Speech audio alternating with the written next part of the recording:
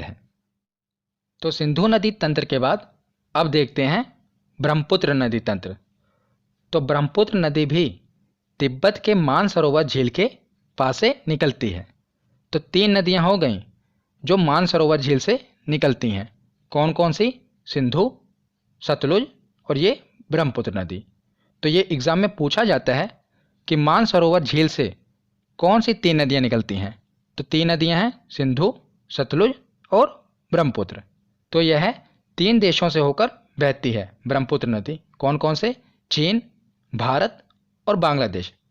तो ये चीन के तिब्बत से निकलती है और भारत में यहाँ पर अरुणाचल प्रदेश में है नामचा बरवा पर्वत।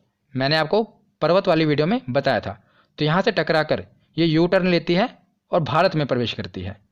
तो भारत से होते हुए ये बांग्लादेश में जाती है और बांग्लादेश से ये सीधा बंगाल की खाड़ी में जाकर गिर जाती है। तो याद रखिएगा, चीन, भारत और बांग्लादेश ये 3 देशों से होकर गुजरती है। और ब्रह्मपुत्र की कुल लंबाई है 2900 किलोमीटर। इसकी टोटल लंबाई 2900 किलोमीटर है, पर भारत में इसकी लंबाई है 916 किलोमीटर। और ब्रह्मपुत्र भारत की सबसे चौड़ी नदी है। याद रखिएगा, यह सबसे चौड़ी नदी है भारत की। और ब्रह्मपुत्र नदी को अन्य नामों से जाना जाता है, मतलब इसके और भी नाम हैं और यही इम्पोर्टेंट है। तो तिब्बत में इसे जानते हैं यारलुंग सांगपो नाम से। तो तिब्बत में ब्रह्मपुत्र नदी को कहते हैं सांगपो नदी। और अरुणाचल प्रदेश में, जब ये अरुणाचल प्रदेश में एंटर करती है तो इसे कहते हैं दिहांग नदी।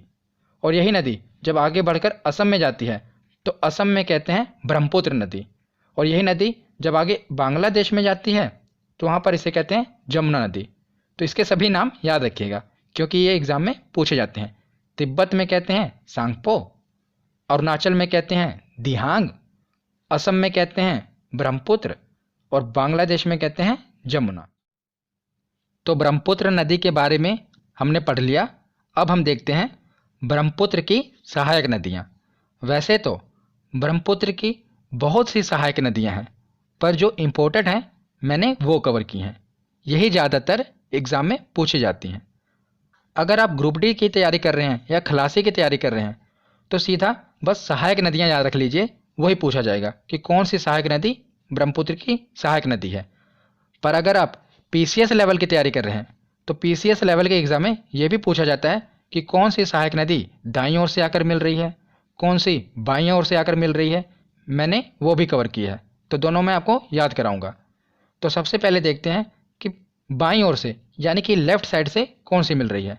तो ये तो आपका दाईं ओर होगा, पर नदी का ये बाईं ओर होगा। क्यों? क्योंकि नदी ऊपर से आ रही है नीचे की ओर। अगर आप अपने आप को ऊपर से नीचे की ओर देखेंगे तो ये आपका दाईं ओर होगा और ये बाईं ओर होगा। तो इसी प्रकार हम तो नदी के हिसाब से देखेंगे ना, नदी ऊपर से नीचे की ओर आ रही है तो ये नदी का बाईं ओर है और ये दाईं ओर है। तो सबसे पहले देखते हैं कि बाईं ओर आकर कौन कौन सी सहायक नदियाँ मिलती हैं। तो चलिए बाईं ओर से शुरू करते हैं। तो सबसे ऊपर है दिबांग नदी, उसके नीचे है लोहित नदी। और याद रखिएगा, लोहित नदी को खूनी नदी भी कहते हैं। एग्ज़ाम में पूछा जाता है कि कौन सी नदी है जिसे खूनी नदी कहते हैं, वो है लोहित नदी। और दिबांग नदी और लोहित नदी दोनों इंपॉर्टेंट हैं, ज़्यादातर पूछी जाती हैं। उसके बाद है धनसिरी नदी और उसके बाद है कोपिली नदी। तो ये चारों नदियाँ ब्रह्मपुत्र की सहायक नदी हैं जो बाईं ओर से जाकर मिलती हैं। कौन कौन सी? दिबांग, लोहित, धनसिरी और कोपिली।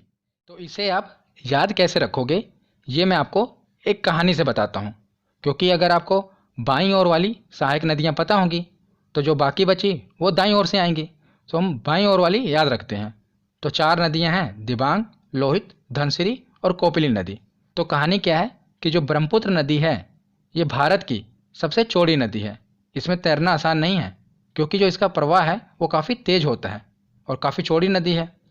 तो अगर किसी आदमी को जिसको स्विमिंग ना होती हो उसे इस नदी के पास ले जाया जाए और तैरने को कहा जाए तो उसका दिल जोर से धक धक करने लगेगा। वो डर जाएगा कि भाई मैं कैसे तैर पाऊँगा, इसमें तो बड़े बड़े जो स्विमर हैं वो भी तैर नहीं पाएंगे। तो याद रखिएगा, उसका दिल धक धक करने लगेगा। उसी से हम याद रखेंगे। देखिए, यह है दिबांग नदी और यह है लोहित, दोनों की शुरुआत हो रही है दिल। तो हो गया दिल, ये धनसिरी ध और आगे है कोपिली क। तो दिल धक, दिल धक से आप याद रखेंगे। ये तो आप याद रख लेंगे कि इसकी सहायक नदी हैं, पर अगर आपको ये याद ना रहा कि दाईं ओर से मिलती हैं तो कि बाईं ओर से मिलती हैं, ये कैसे याद रख पाएंगे? तो जो आपका दिल धक धक हो रहा है, आप हाथ लगाइए, दाईं ओर हो रहा है या बाईं ओर, तो आपको पता चल गया होगा कि ये जो दिल है हमारा बाईं ओर है। तो इसे याद रख पाएंगे कि दिल धक धक हो रहा है तो बाईं ओर है दिल, तो ये बाईं ओर से मिलती हैं। तो ये आप याद रख लीजिएगा। तो उसके बाद देखते हैं अब हम दाईं ओर वाली नदियाँ। बाईं ओर वाली याद हो गई, अब दाईं ओर वाली देखते हैं। तो सबसे इम्पोर्टेंट है तिस्ता। तिस्ता नदी जो है ये चोलामू झील से निकलती है। झील वाली वीडियो में मैंने आपको बताया था कि जो चोलामू झील है ये भारत की सबसे ऊंची झील है, सिक्किम में है। तो वहीं से निकलती है तिस्ता नदी और वहाँ से आकर ये मिल जाती है ब्रह्मपुत्र नदी में। उसके बाद है संकोश नदी, और उसके बाद है मानस नदी, और उसके बाद है सुबनसिरी नदी। तो ये 4 नदियाँ हैं, ये मिलती हैं दाईं ओर से, और ये हैं 4 नदियाँ, ये मिलती हैं बाईं ओर से। तो बाईं ओर वाली या तो आपको याद रहेंगी ना कि दिल धक धक करने लगता है। अगर कोई आदमी ब्रह्मपुत्र में तैरने को कह दे तो दिल धक से याद रखेंगे, और दिल धक धक हमारा दिल कहाँ पर है? तो बाईं ओर है, तो ये बाईं ओर से मिलती हैं। तो उसके बाद लास्ट में देखते हैं कि दुनिया का सबसे बड़ा नदी द्वीप माजुली, जो कि ब्रह्मपुत्र नदी में ही है, और ये असम में है।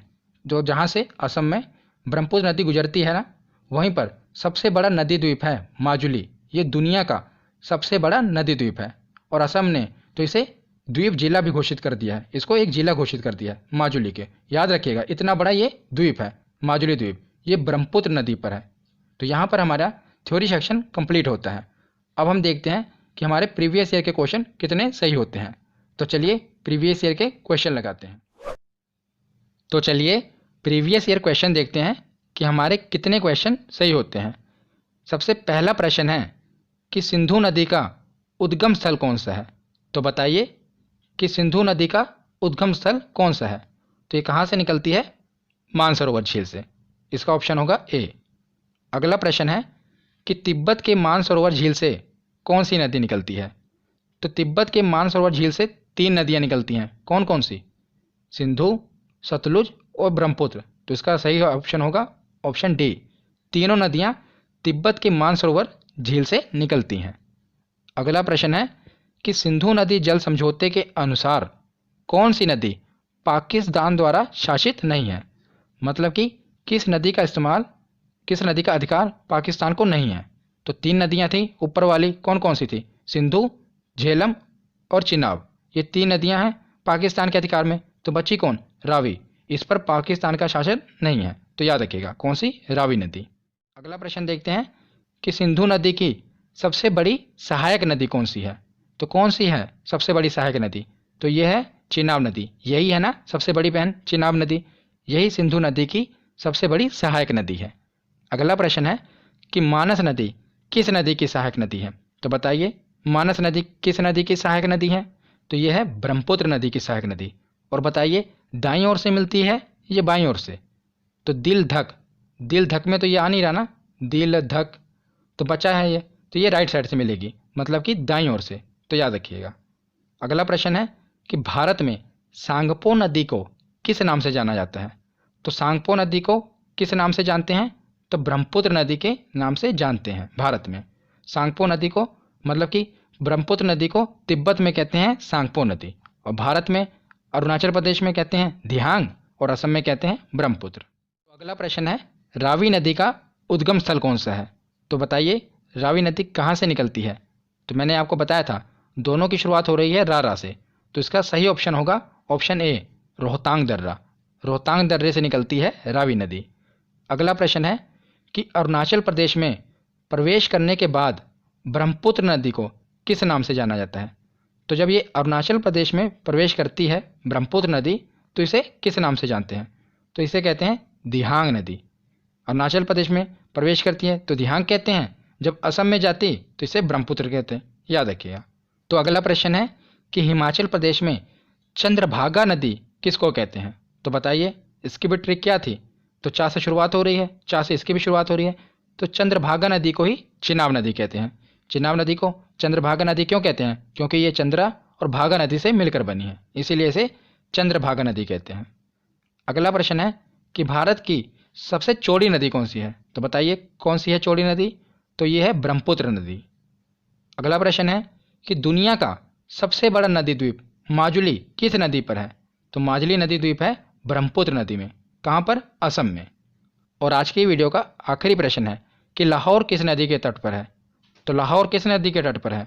तो यह है रावी नदी। मैंने आपको कहा था ये इंपॉर्टेंट है, याद रखिएगा कि लाहौर किस नदी के तट पर है? तो रावी नदी के तट पर। तो यहाँ पर हमारा सिंधु नदी तंत्र और ब्रह्मपुत्र